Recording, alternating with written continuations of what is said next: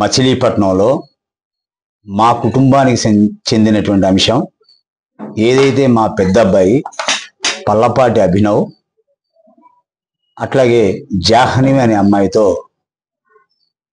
ఇక్కడి నుంచి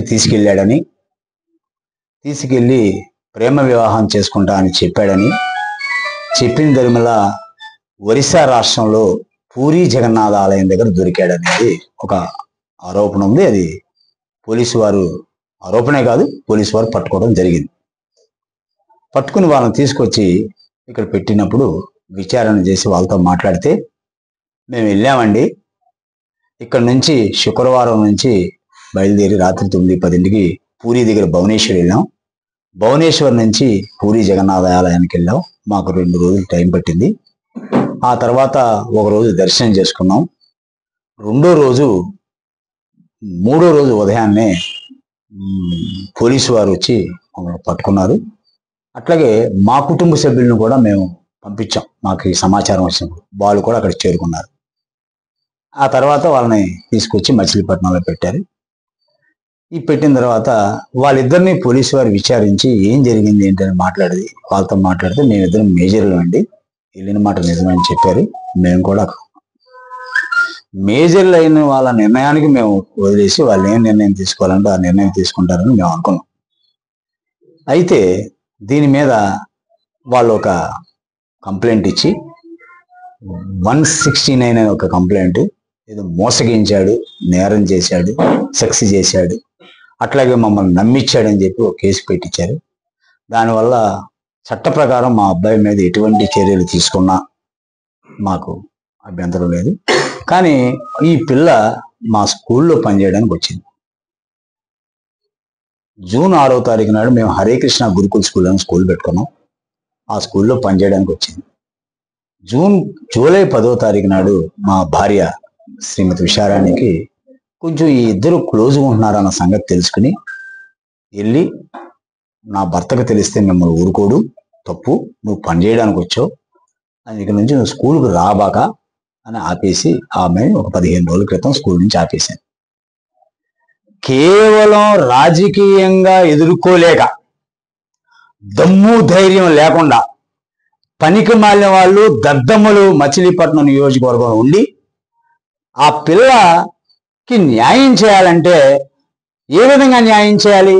మా ఇంటి కోడలిగా రావాలంటే, మా కుటుంబంలో కలవాలంటే వాళ్ళ తరపు నుంచి కొంతమంది పెద్ద మనుషుల్ని పంపించి, అయ్యా పలానా ఇలా జరిగింది కదా, నువ్వు కూడా ప్రజాస్వామ్యంలో రాజకీయ పార్టీలో ఒక పార్టీలో పనిచేస్తున్నావు, 2000 నుంచి మీ అమ్మగారు కౌన్సిలర్గా పోటీ చేసినప్పటి నుంచి నువ్వు కూడా ఒకసారి కౌన్సిలర్గా పనిచేసావు, పార్టీలో పనిచేస్తున్నావు, తెలుగుదేశం పార్టీలో ఉన్నావు, ప్రజాస్వామ్యంలో ఉన్నావు, ప్రజల పట్ల గౌరవ మర్యాదలు నీకు తెలుసు కదా, నువ్వు ఆ పిల్లల్నిద్దరిని అంగీకరించి చేయవయ్యా, ఏం చేయాలని చెప్పేసి పెద్దల్ని పంపించడమో, తల్లిదండ్రులు రావడం, ఏదో చేస్తే మేము కూడా దాన్ని చర్చించుకుని మాకు కొంత సమయం ఇస్తే మా పైన బాధ్యత పెడితే, మేజర్లు కదా వాళ్ళు ఏం చేసుకున్నారనే నిర్ణయం మేము వాళ్ళకి ఆల్రెడీ వదిలేసాం.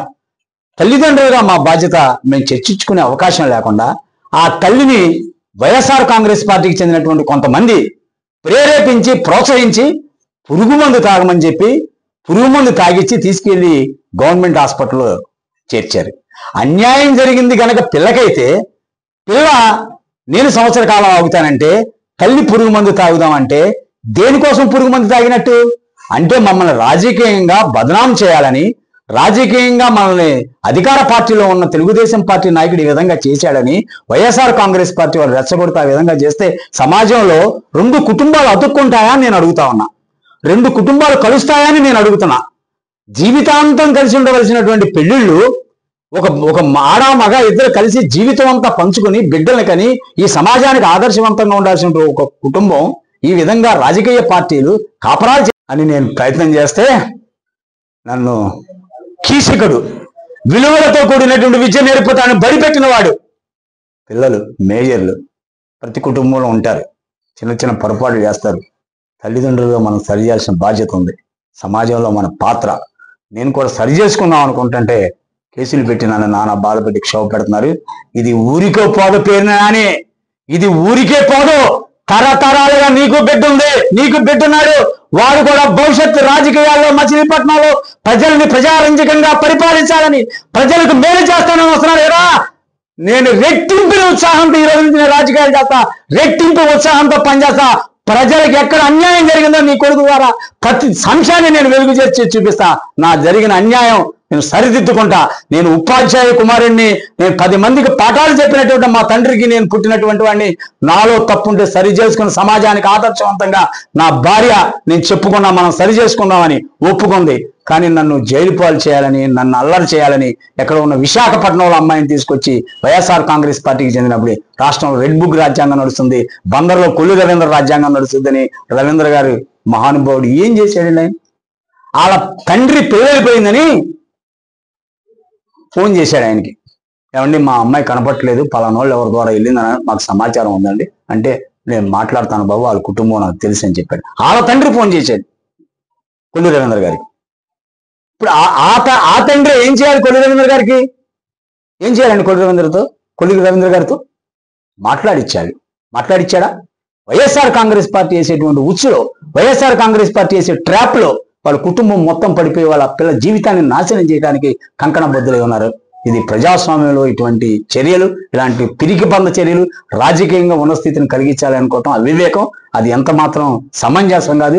సజావుగా మచిలీపట్నంలో రాజకీయాలు చేయి, ప్రజల మన్ననలు పొందు, భవిష్యత్తు నీకు అవకాశం ఇస్తే నువ్వు ప్రజలకు మేలు చేసే దానికోసం చేయగానే ఇంకా నీచమైన రాజకీయాలు చేసి మాలాంటి వాళ్ళ యొక్క బాధను పెట్టి మా ఏమిట కన్నీళ్లు తెప్పించి మమ్మల్ని బాధ పెడితే పురుగు మందు తాగడం మాకు చేత కాదండి. ఆ యాక్షన్ చేపించడం, అపశుభ్రం తెలియని వాళ్ళని పురుగు మందు తాగిచ్చారని తీసుకెళ్లి పోలీసు అక్కడికి పెట్టించి మళ్ళీ పరామర్శల పేరుతో, ఓదార్పుల పేరుతో ఓదార్పు యాత్రలు మీ నాయకుడు జగన్మోహన్ రెడ్డి ఎట్లా చేస్తాడో అట్లాగే మచిలీపట్నంలో ఓదార్పు యాత్రలు, పెడ నియోజకవర్గంలో ఏం చేస్తున్నావు ఓదార్పులు, ఇవాళ మచిలీపట్నం నియోజకవర్గంలో ఓదార్పులు చేయాలి. తద్వారా నువ్వు రాజకీయంగా వైఎస్ఆర్ కాంగ్రెస్ పార్టీకి నువ్వు పేరు రావాలంటూ వస్తాయండి. ప్రజలకు తెలియదా ఎవరి కుటుంబాలు ఏంటో? ఈ ఏరియాలో నాకు 52 సంవత్సరాలు, మా నాన్నగారు 30 సంవత్సరాలు ఉపాధ్యాయుడిగా పనిచేశాడు. మా కుటుంబం యొక్క పరిస్థితి ఈ ప్రాంతంలో తెలియదా? ఈ మచిలీపట్నంలో తెలియదా? ఈ కుటుంబం ఏం చేస్తుందో వాళ్ళకి తెలియదా? నువ్వు చెబితే అభూత కల్పనలు నమ్మేస్తారు. నీ రోత పత్రిక సాక్షి, నీ రోత పేపర్ సాక్షి టీవీ అట్లాంటి వాళ్ళు ఏమైనా పదే వేస్తే వాళ్ళు ఎవరన్నా నమ్ముతారు. కానీ తెలుగుదేశం పార్టీలో కార్యకర్తలకు తెలియదా పల్లపాటి సుబ్రహ్మణ్యం? బందరు ప్రజలకు తెలియదా పల్లపాటి సుబ్రహ్మణ్యం?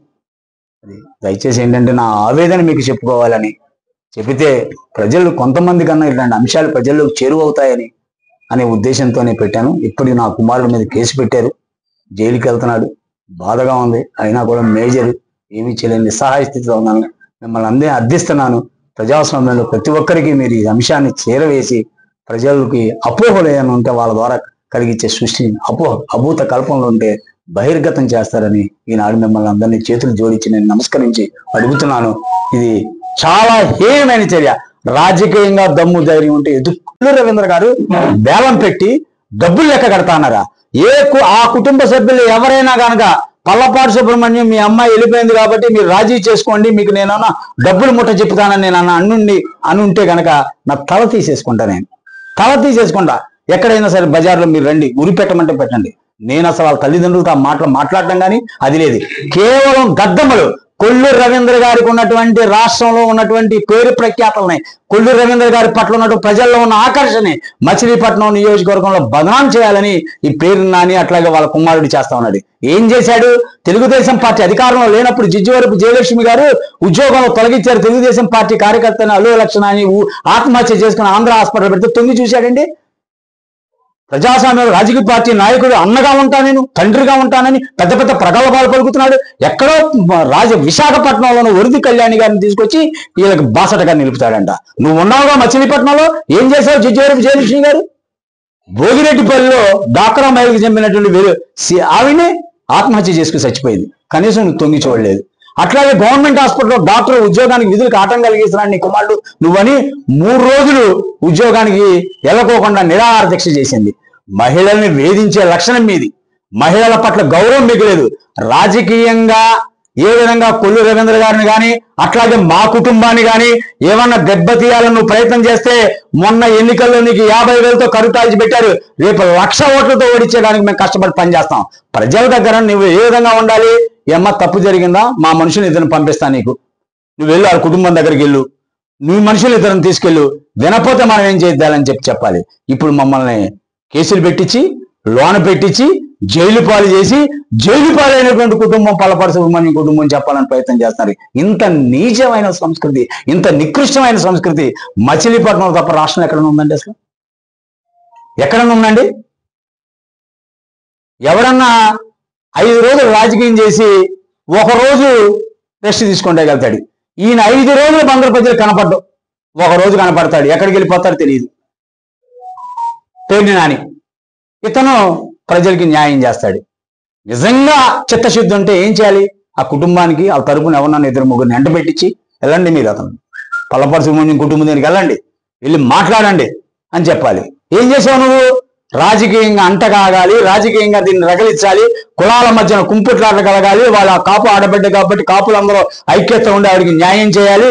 వీళ్ళు యాదవులు కాబట్టి యాదవులందరూ కూడా మనకు అన్యాయం చేశారని యాదవులకి కాపులకి ఇద్దరికి కూడా ఒక కులాల కుంపుట్లాట్లు పెట్టి రాజకీయంగా నువ్వేదో లబ్ధి పొందాలని చూస్తున్నావు. ఇది రాజకీయ పార్టీలకు సంబంధించింది కాదు. రాజకీయ పార్టీలు ఎక్కడ కూడా సంసారాలు చేయించలేవు. రాజకీయ పార్టీలు ఎక్కడ కూడా సంసారాలు చేయించలేవు. రాజకీయ పార్టీలు ఏం చేస్తాయి? హితవు పలుకుతాయి, మంచి చెబుతాయి, సమాజానికి మేలు జరిగేదాని కోసం చెప్తాయి. నువ్వు ఏమనుకుంటున్నావు అంటే రవీంద్ర గారిని మనం ఎదుర్కోలేము, రాబోయే స్థానిక సమస్యలు ఎన్నికలు ఉన్నాయి, ప్రజల్లో మనకు సానుభూతి కావాలి, కులాల మధ్యన కుంపుట్లాటలు జరగాలి, ఈ కులాల మధ్యన చిచ్చు జరగాలి, ఈ చిచ్చు ద్వారా మనం రాజకీయంగా ఉన్న స్థితికి వెళ్ళాలంటే వెళ్తారండి? జరుగుతుందా ఎక్కడన్నా ప్రజాస్వామ్యంలో? నిజంగా మేము గనక దోషం అయితే, నా కుమారుడు దోష అయితే చట్టంలో ఏమైనా ఉంటే కనుక ఆ సెక్షన్లన్నీ కూడా అమలుపరచండి. ఏం చేయాలంటే శిక్ష చేయండి, ఏం చేయాలంటే ఆ శిక్షను అమలుపరచండి. కానీ మేము కృష్ణ భక్తులం, కృష్ణుడి పట్ల నమ్మకం విశ్వాసం ఉంది మాకు. మేము భగవద్గీతను నమ్ముకున్నాం. మాకు ఆడపిల్ల ఉంది. మొన్నే నేను వివాహం చేశాను. ఏ ఆడపిల్లకి అన్యాయం చేసే పరిస్థితి కానీ అట్లాంటి వాటిని మేము కలిగించాం. కానీ మమ్మల్ని ఇలా బజారుకి ఇచ్చి గత 2-3 రోజులుగా కళ్ళంటూ నీళ్లు తెప్పించి బాధ పెట్టి నా ఇంటి కోడలుగా రావాలని నన్ను రాజకీయంగా ఎదుర్కోలేనటువంటి దద్దముల పనికి మారిన వాళ్ళు నేను డబ్బులు ఇస్తానన్నా, నన్ను ఏడిపించాలని, నా కుటుంబాన్ని బజారు చేయాలని చేస్తా ఉన్నారు. అయినా కూడా నేను సమన్వయంతో 2-3 రోజుల నుంచి కడుపులో బాధ పెట్టుకుని కూడా అందరి చుట్టూ తిరిగి మనం న్యాయం చేద్దాం, అన్యాయం జరగకూడదు. కేవలం 2 కుటుంబాల యొక్క దీన్ని వాళ్ళు 2 రాజకీయ పార్టీలాగా తయారు చేస్తాం. దాని మీద మనం మాట్లాడడం. న్యాయం అన్యాయం అనేవి ఉన్నాయనుకోండి, వాళ్ళు ఏం చేయాలి? ఇప్పుడు మీ ఇంటికే ఒక కోడలుగా రావాలంటే మీరు ఏం చేస్తారు? పెద్దలను పిలుచుకుని మాట్లాడుకుని ముహూర్తాలు పెట్టుకుని జాతకాలు చూసుకుని 10 మందితో కళ్యాణ మండపే పొరపాటు చేశాడని ఉద్దేశంతో అలా చేయడం అనేది కాదు. ఈ విధంగా రాజకీయ పార్టీల ద్వారా సంసారం చేయించగలమా? మనం చేయించగలమా? వైఎస్ఆర్ కాంగ్రెస్ పార్టీ వాళ్ళతో రాజకీయంగా మనం సంసారం చేయించగలమా? నమస్తే ఫ్రెండ్స్, నేను మీ రూపిణ్ణి. మీ అందరూ చాణక్య ఛానల్లో వీడియోస్ చూస్తున్నారు కానీ వాటికి లైక్ చేయట్లేదు అండ్ సబ్స్క్రైబ్ చేయడం మర్చిపోతున్నారు. మీరు కనుక చాణక్య ఛానల్కి సబ్స్క్రైబ్ చేస్తే మాకు ఇంకా మంచి వీడియోస్ని, న్యూసెస్ని చేయడానికి మాకు మోటివేషన్ ఉంటుంది. Thank you and don't forget to subscribe Chanakya channel.